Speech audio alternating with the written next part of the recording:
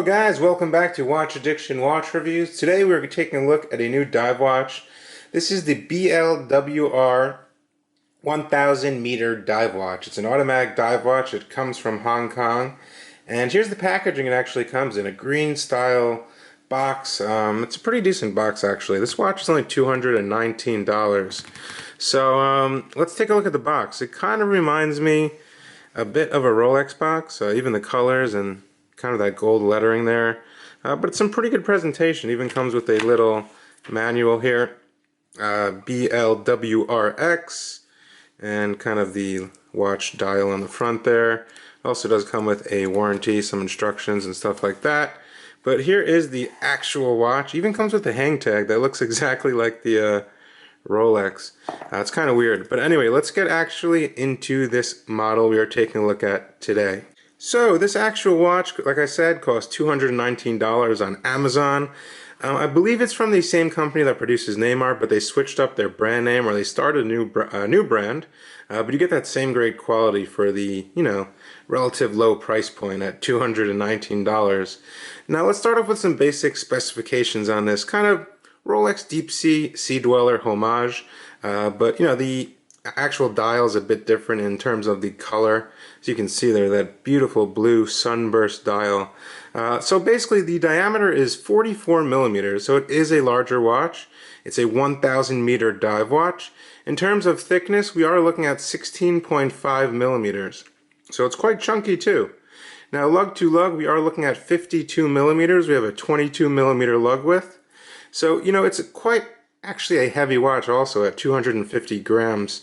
It's all solid 316L stainless steel all around. The finishing is pretty much all brushed, and the casework is very good. For this price point, I've seen watches that cost much more than this from smaller brands, and the finishing and stuff is nearly not as good as something like this. We also do get a helium escape valve for that 1000 meters of water resistance. We get a Seiko NH35 automatic movement, 24 joules hand winding, hackable, about a 40-hour power reserve. We have a nice screw down crown over here. The crown functions very nicely on this model. It's very easy to grip, as you can see. We do have some nice small crown guards as well protecting the crown. And the self-winding, I noticed, it feels really like, it doesn't feel like an NH35. I don't know why, but it is an NH35, but it feels really, really nice. So the first position is your quick set date over at 3 o'clock, which is quite legible. And then your final position is your hacking position, and we can set the time there. Now, the dial itself is that nice blue sunburst, so even in indoor lighting, as you can see, you get a really nice palette of blue when the light hits it. Now, the BLWRX is printed in white below 12 o'clock. On the chapter ring, it does state helium escape valve, and it also does state 547 fathoms over at 6, and professional 1000 meters automatic also above 6 o'clock. All the markers are applied, as you can see. They're filled with Swiss BGW9 Superluminova, which glows blue. Now, the same lume is on the actual ceramic bezel here. So you have a highly polished ceramic bezel. Looks pretty much one-to-one like the Rolex that this watch homages itself to. So, it looks pretty good. It follows the whole thing here.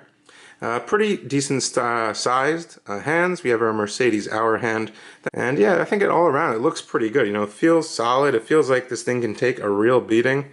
Definitely can go underwater. I'm not sure about 1000 meters because you'll never go that deep, but I would definitely feel secure taking this thing diving. It's quite a well-built watch. Now the bezel itself, in terms of the action, we're looking at 120 clicks, and it's very solid. There's no backplay, which I was quite surprised by. There's absolutely no backplay, and oops, everything does line up to the 12 o'clock position. In case you were wondering, I know people freak out when the bezel doesn't align, but everything aligns perfectly on this model. Now, taking a look at the actual bracelet. So we have a nice solid bracelet. It is using a push pins, which is pretty normal at this price point. We also do get a nice signed milled clasp, as you can see here. And it's very secure. Like, this thing is not coming loose. That's very secure. Also, a nice little touch is the 4 micro adjustments. Also, if you didn't notice, the links are curved. which is pretty nice at this price point. So they definitely conform nicely when they're sitting on your wrist. The case back itself is pretty standard. It's screwed down. It's brushed in the middle, and as you can see, you get some nice grooves to unscrew it. Solid end links on the bracelet also. So this watch really packs, you know, quite a value for the money. I think they should be charging more money for this watch. But yeah, pretty simple case back. I think it gets the job done just fine. So there we go with that blue BGW9 Swiss Super Luminova.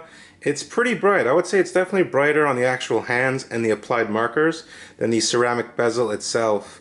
But it's definitely pretty bright. It's definitely nice and blue. I like that color, and I think, you know, for $219, it's definitely well above its price point. Now, in terms of size, if you wanted to compare a 40mm watch to this 44mm watch, here's the Rolex Submariner on the right, the BLWRX on the left.